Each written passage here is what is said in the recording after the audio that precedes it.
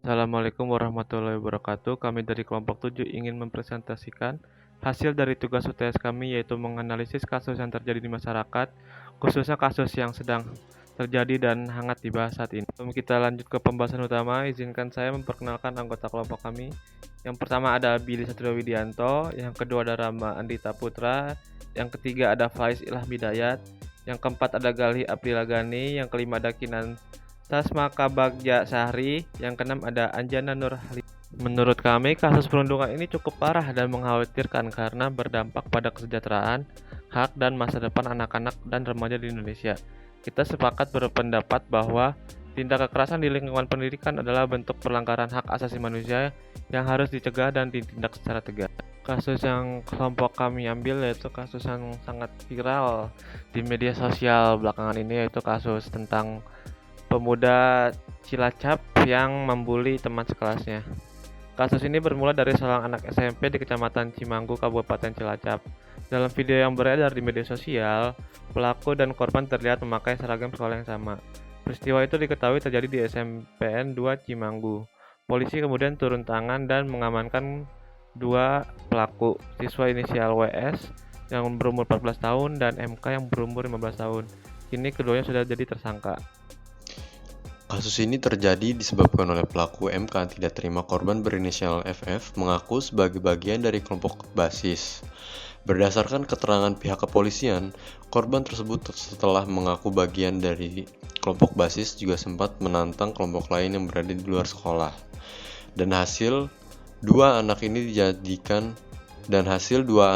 dikenakan UU Perlindungan Anak dan KUHP dengan ancaman pidana penjara paling lama 3 tahun, 6 bulan, dan atau denda paling banyak 72 juta rupiah.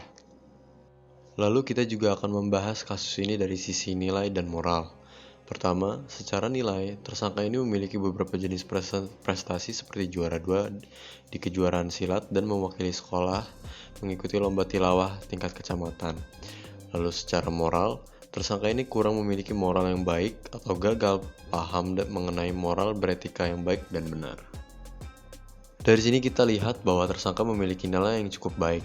Namun, sudah semestinya seseorang yang melakukan suatu hal harus sesuai dengan nilai rasa yang berlaku di masyarakat tersebut dan dapat diterima serta menyenangkan lingkungan masyarakatnya. Maka orang itu dinilai mempunyai moral yang baik. Begitu juga sebaliknya. Dalam kasus ini, tersangka memiliki moral yang bertolak belakang dengan nilai yang ada, di mana seharusnya ia mengerti bagaimana beretika dengan keluarga, guru, dan teman. Namun, tersangka malah menganiaya teman sendiri. Dari sisi konsep manusia, yang pertama sebagai makhluk individu, tersangka memiliki potensi nilai bagus, di mana apabila dikembangkan dapat berguna untuk masyarakat, bangsa, dan negara. Namun, di sisi lain tersangka memiliki kepribadian yang kurang baik.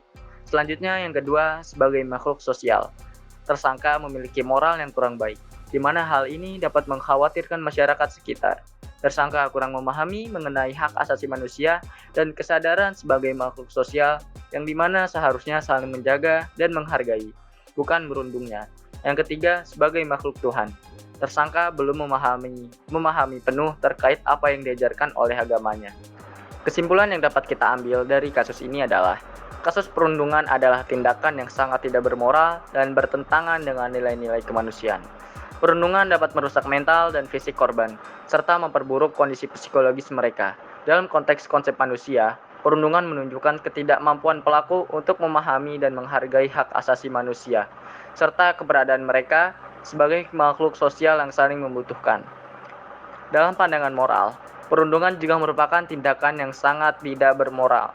Tindakan tersebut melanggar prinsip-prinsip moral dasar seperti keadilan, kesetaraan, dan penghargaan terhadap hak asasi manusia.